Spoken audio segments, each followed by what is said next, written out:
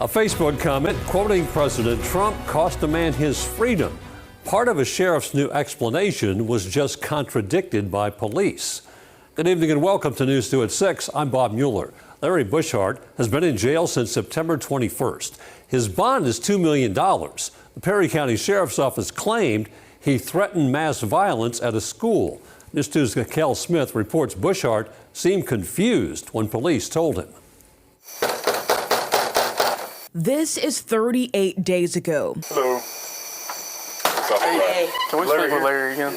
Lexington police are about to arrest Larry Bushardt. His supporters say he is a retired law enforcement officer. He is also critical of the Trump administration. Just on the day of his arrest, he posted dozens of memes to Facebook. Hey, Mr. Larry. Yes. So, Perry County has called back again, okay? Uh-huh. And they've ended up issuing a warrant for you, okay? So you're going to have to come with us.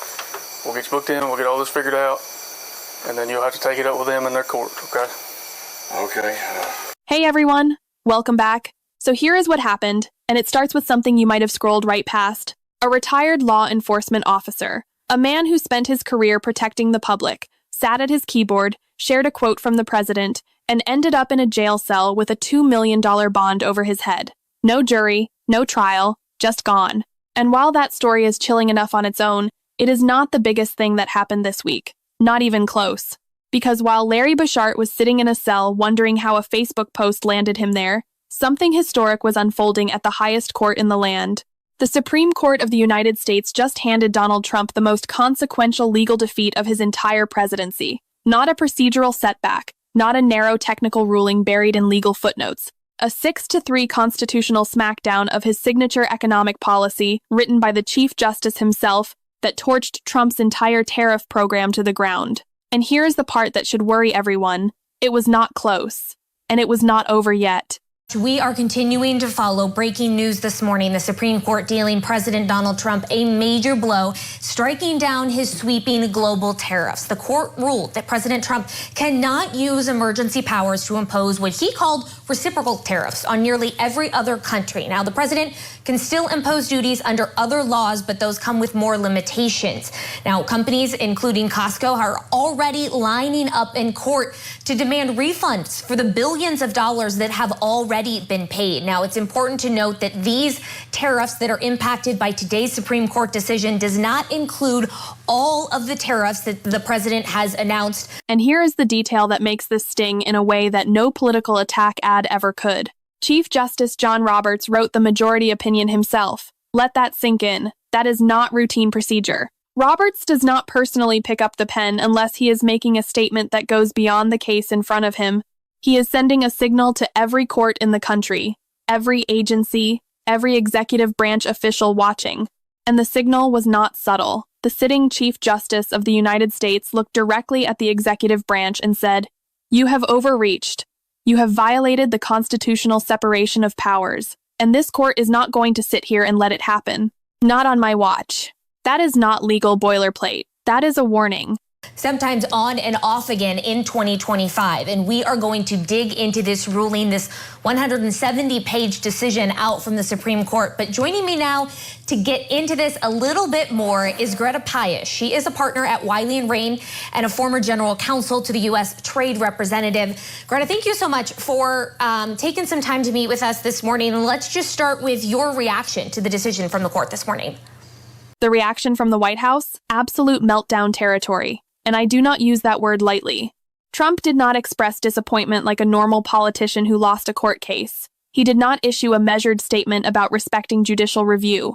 Instead, he hastily called a press conference and publicly attacked two of his own Supreme Court appointees, Neil Gorsuch and Amy Coney Barrett, calling them disloyal, unpatriotic, fools, and lapdogs for the radical left. He said their ruling was an embarrassment to their families. He accused the court of being, quote, swayed by foreign interests, without offering a single shred of evidence. He called the people who sued him sleazebags. That is not how a president responds to losing a court case. That is how someone responds when they realize the walls are actually closing in. Well, it was quite decisive. The court, the majority opinion stated that IEEPA, this authority that has been used for the worldwide reciprocal tariffs, does not authorize tariffs full stop. So it's been used to impose tariffs on virtually every country in the world, additional tariffs on Brazil and India. Any of those uses have been made invalid today. He said he was ashamed of them. He said it was an embarrassment to their families. He said they sicken him. Let all of that land for a moment. The President of the United States, at a hastily called White House press conference, standing at the official podium of the most powerful office on earth, attacking the very justices he personally handpicked and fought to confirm because they dared to follow the Constitution instead of following him. And this is the part that should worry everyone. He did not stop there. He then went to a Republican congressional dinner and said those two justices sicken him and are bad for the country. That is not frustration. That is not political spin. That is a president openly trying to intimidate the judicial branch of his own government, and the Chief Justice noticed. Roberts publicly warned shortly after the ruling that personal attacks on federal judges are becoming dangerously normalized. This is not how democracy is supposed to function, but it is exactly where we are. The Supreme Court's ruling on tariffs is deeply disappointing, and I'm ashamed of certain members of the court, absolutely ashamed, for not having the courage to do what's right for our country. When Trump attacks Gorsuch and Barrett for joining the majority, he is attacking justices who made a careful, reasoned, written constitutional judgment, and he is doing it in public, on camera, in language designed to humiliate and intimidate. That is dangerous, not just for this case, for every case going forward. Because when a president attacks judges for ruling against him, he is sending a message to every judge in the country. The message is, if you cross me, I will come after you personally. That is not how democracy functions. That is how autocracies are built. Now let us talk about what Trump is doing next, because the panic is visible. Within hours of the ruling, his team announced a fallback plan. He signed a new executive order imposing a 10% global levy on all imports under a different statute, Section 122 of the Trade Act of 1974, something smaller, something they hoped might survive judicial review. But here is the problem with that plan. The court did not just strike down Trump's specific tariff numbers. The court struck down the constitutional theory behind them. It ruled on who holds the authority to set trade policy. And the answer was Congress, not the president. So, a 10% levy under any emergency statute is going to face the same constitutional challenge and the same result. Importers are already lining up in court, including major companies like Costco, demanding refunds on the $160 billion or more already collected under the now illegal IEEPA tariffs. The legal experts who appeared on camera within 30 minutes of the ruling agreed that the administration does have some remaining authorities under other statutes, including Section 232 and Section 301 of the Trade Act. But those come with far more congressional oversight, far more process, and far stricter limitations. They are not the blank check that IEEPA was supposed to be. And Section 122, the law Trump reached for on the same day as the ruling, that authority expires in 150 days unless Congress votes to extend it. The very Congress he has been fighting with for months now holds the keys to his tariff agenda. That is the corner Trump has painted himself into. He cannot override the Supreme Court. He cannot ignore the Constitution. He cannot simply declare the ruling does not apply to him. He cannot shame the justices into reversing themselves because he said unkind things about them at a fundraiser dinner. None of that is on the menu. You can see the desperation in the press conferences. You can see it in the Truth Social posts that go up late at night. You can see it in the way he is attacking his own appointees and accusing the court without evidence of working for foreign interests. This is not the behavior of a confident executive with a solid backup plan. This is the behavior of someone who just had his signature policy declared unconstitutional by the highest authority in the judicial branch and genuinely has no clear path forward. So here is the bottom line. Trump's Liberation Day tariff program is gone. The Supreme Court killed it 6-3, with his own appointees in the majority. Chief Justice Roberts wrote the opinion himself to make the institutional weight of that judgment unmistakable. The government has collected somewhere between $160 billion and $200 billion from American importers under a tariff regime the court has now ruled was illegal. Refund litigation is already underway. The fallback plan under Section 122 is time-limited and legally vulnerable. And all of this is happening while the broader pattern of executive overreach continues to pile up. The man who thought he could rewrite the rules of American trade policy with a stroke of a pen just got told no by the institution designed specifically to stop exactly that kind of power grab. And his response? Attacking the justices, questioning their loyalty, accusing the court of corruption, threatening anyone who ruled against him, tells you everything you need to know about where his head is right now. This story is not over, not by a long shot. And if Trump keeps losing at this rate, we are about to find out exactly where the line is between a president who lost a court case and a constitutional crisis that nobody can ignore anymore. So, let us back up and explain what Trump actually tried to do here, why the court destroyed it, and why this defeat is sending him into a panic that goes far beyond tariffs. Here is where it started. Trump signed a series of executive orders imposing sweeping tariffs on virtually every major trading partner. He called it Liberation Day. This was supposed to be his signature economic flex, a massive power play designed to punish countries with trade surpluses against the United States and protect American businesses and workers. He had been promising it for years. The rhetoric was loud. The claims were bold. But here is the problem that Trump never seemed to grasp. Tariffs do not work the way he told you they work. When you slap taxes on imported goods, the cost does not magically fall on China or Mexico or Germany. It falls on the American importers who buy those goods. And from there, it falls on American consumers and American businesses. And that is exactly what happened. American businesses started bleeding money, hundreds of millions of dollars in extra costs. Supply chains seized up, prices jumped. Companies that had operated profitably for decades suddenly found themselves unable to compete. Small businesses, the kind of people Trump constantly claims to champion, were getting crushed. So they did what anyone in a constitutional republic should do when their government oversteps. They sued. A small educational toy company out of Illinois called Learning Resources filed suit in federal court saying this policy is killing us and, more importantly, it is illegal. A group of 5 small businesses, led by a New York wine importer called VOS Selections, filed a separate case at the Court of International Trade saying the same thing. These were not wealthy corporations with armies of lawyers looking for a loophole. These were small businesses facing potential bankruptcy. And here is the thing that should make you sit up straight. Every single court that looked at this case agreed with them. The Court of International Trade ruled against Trump in May of 2025. The Federal Circuit Appeals Court upheld that ruling in August of 2025. And on February 20th of 2026, the Supreme Court of the United States said no, 6-3, in a decision called Learning Resources Incorporated versus Trump. The word on that ruling came down while Trump was meeting with governors at the White House. An aide handed him a note. He told the group it was a disgrace. Then he walked to a hastily scheduled press conference and unloaded. But why was it illegal in the first place? Because the Constitution gives Congress, not the president, the power to impose taxes and tariffs on imports. That has been settled law for more than 2 centuries. The executive branch can negotiate trade deals. It can enforce trade rules. But it cannot unilaterally impose broad tariffs on nearly every country on Earth without going through Congress. That requires a debate. That requires votes. That requires the involvement of the people's elected representatives. Trump skipped all of that. He used a 1977 law called the International Emergency Economic Powers Act, or IEEPA, which allows a president to regulate commerce during national emergencies. His administration argued that the word regulate in that statute was broad enough to include the power to impose tariffs.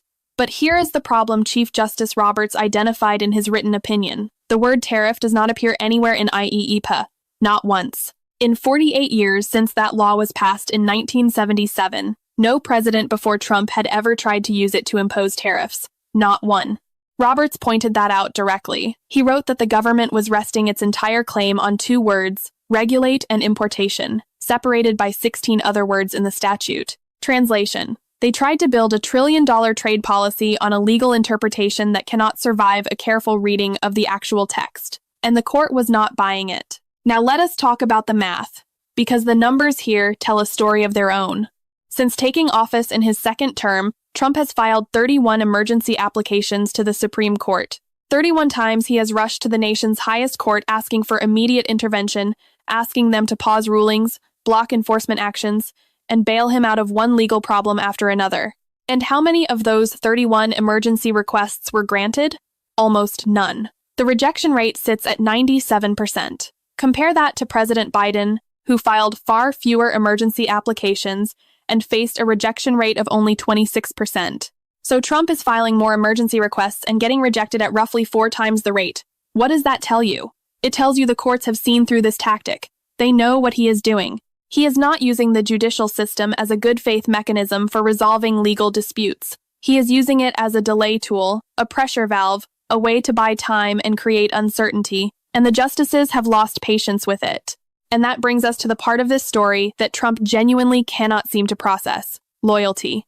Trump appointed Neil Gorsuch. He appointed Amy Coney Barrett. He appointed Brett Kavanaugh. He believed openly, repeatedly, and publicly that these justices would be his justices, that they would vote the way he wanted, that they would protect his agenda, that they owed him something because he gave them lifetime appointments to the highest court in the land.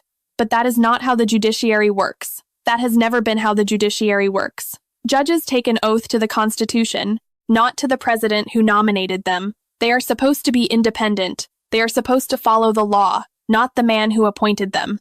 And when Gorsuch and Barrett joined Roberts in ruling against Trump's tariffs, they were not being disloyal. They were being judges. Gorsuch even wrote a lengthy 46-page concurring opinion explaining exactly why he voted the way he did, grounding every argument in the Constitution and the major questions doctrine, a legal principle that conservative justices, including Gorsuch himself, had championed for years.